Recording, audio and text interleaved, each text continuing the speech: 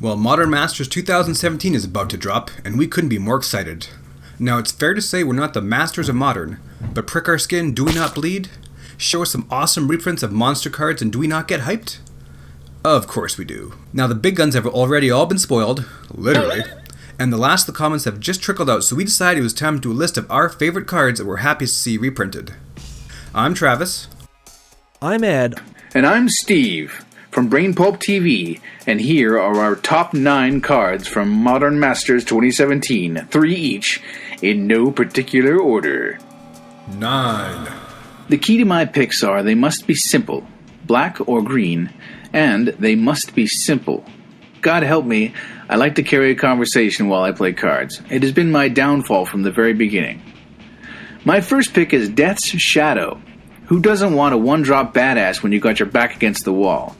8. My first pick on the list is a bit of a rule breaker in the sense that we're not talking about one specific card, but rather a cycle of cards that are finally seeing reprint.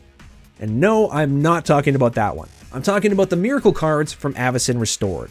Now, there are a lot of reasons I like these cards. First off, they look amazing, and I'm not just talking about the artwork either, though there is that, but also the card design itself. The Sunburst effect really sets these cards apart from the rest of the pack and gives them a nice bit of visual impact to help mirror their miraculous nature. In fact, when I first saw their unique look, I had hoped it was an indication that these were going to be an ongoing thing in future sets. Sadly, that doesn't seem to be the case, but at the very least, they are seeing a reprint now. Still, as the saying goes, looks aren't everything, so luckily these cards have a nice bit of substance to them as well too. You know, except for maybe Banishment, which by comparison is sort of the unspoken yet obviously least favorite child of a large yet loving family. It's not that we don't love you, Banishment, it's just that we wish you were a little bit more like your sister Terminus or even your brother Banishing Stroke. Interesting side note, just by uttering that last card's name, I'm sure somewhere out there Travis suddenly felt the urge to write a masturbation joke without knowing why. Anywho, I'm a big fan of clever mechanics like Madness and Suspend that allow you to cheat out what would otherwise be heavily costed spells or effects into play on the cheap, and Miracles fit that bill perfectly. Granted, I do feel they lack a bit more of the flexibility that Madness and Suspend give you due to their first card you draw that turn nature, but given the right backup of certain tutors or scrying, it's definitely something a determined player can still manage to work around. And as one of Wrath of God's biggest fans, I'm cool with jumping through a few hoops if it gives me the ability to cast a board wipe for just 1 white mana. And lastly, in the case of Temporal Mastery and Reforge the Soul at least, these cards also allow Wizards to give non-vintage players a small taste of what it must have been like to cast some of the truly broken cards of the past, like Time Walk and Wheel of Fortune. Cards that would have needed some sort of miracle, that's right, I went there, to ever see Modern play. And while none of these cards are jaw-dropping mega pulls as far as price goes, just the thought of top-decking some of these in an upcoming draft is enough to bring a smile to my face. 7. Goblin Guide. There may have been legit riots if this card was not printed in this set. As he stands now, he's around $20 a card. A playset, $80. Wowza. And really, if you're running Goblin Guard, are you running just one? I didn't think so. Arguably the best aggro card in the game, and the best way to spend 1 red mana, although I do have a soft spot for cuddly monkeys. His insane power is offset by the fact that he gives your opponent pseudo card draw if they have a land on top of their deck, and at least a pseudo scry going for them. And that's fair, right? That's exactly what you think of when you get attacked for 2 points before you ever play your first land. So fair. 6. Might of Old Karosa. Karosa? Krusa. Kruosa. Cheap, versatile, and awesome. Much like Netflix. 5. Continuing on with my Devil May Care rule-breaking style, I'm going to choose yet another cycle of cards for my next pick. In fact, it's arguably the most highly demanded reprint of any cycle of Modern legal cards ever printed. And yes, this time I am indeed talking about the Enemy Fetch Lands.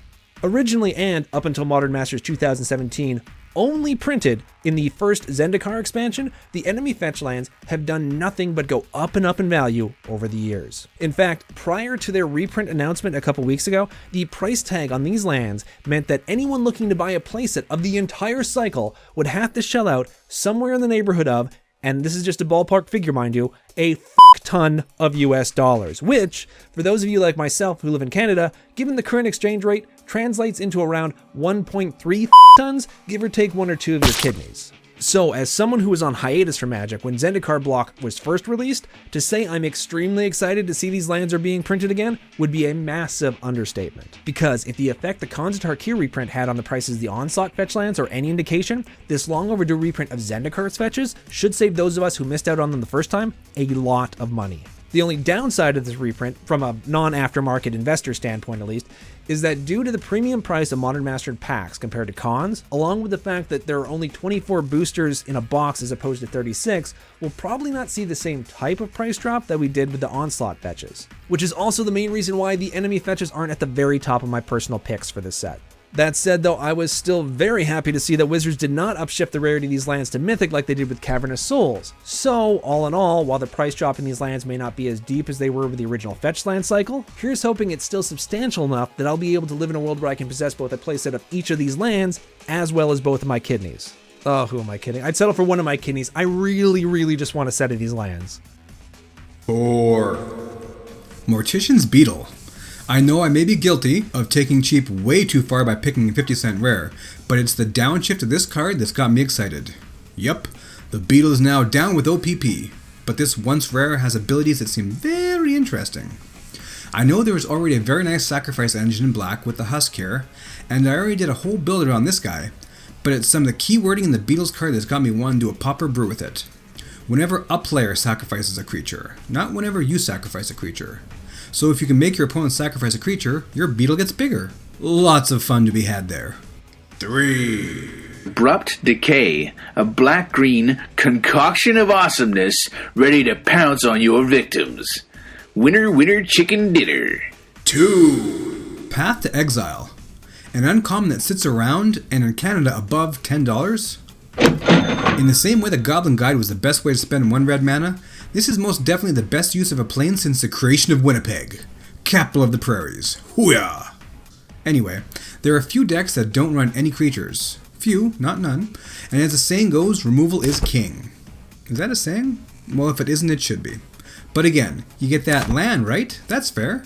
That's what you be thinking when you lose your 10/10 Hydra, right? And let's not forget, we're talking Exile here, not dies.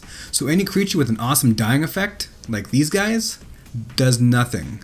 And any creature you may want in the graveyard doesn't go there either. But that's okay, it's a fair trade. Enjoy your swamp. 1.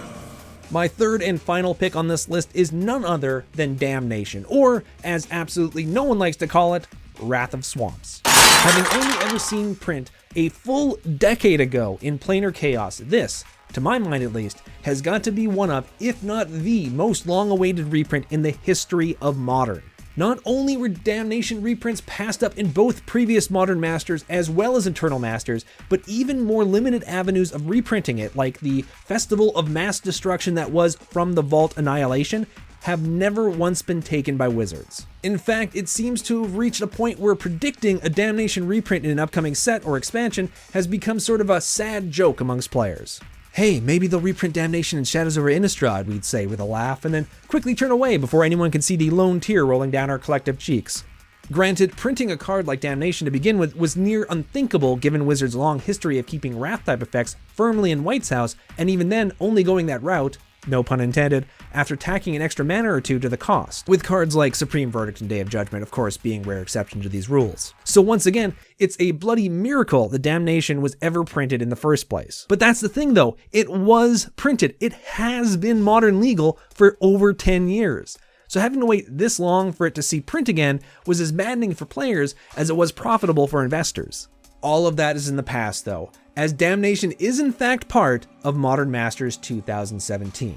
So while the wait they put us through may not soon be forgotten, I at least am willing to forgive. So thank you Wizards for making it far more affordable for me to play a mono black deck that still allows me the chance to look across the table at Travis and Steve or whoever my opponent may be and see that same expression of barely contained post-board wipe rage that I've grown to know and love while playing White.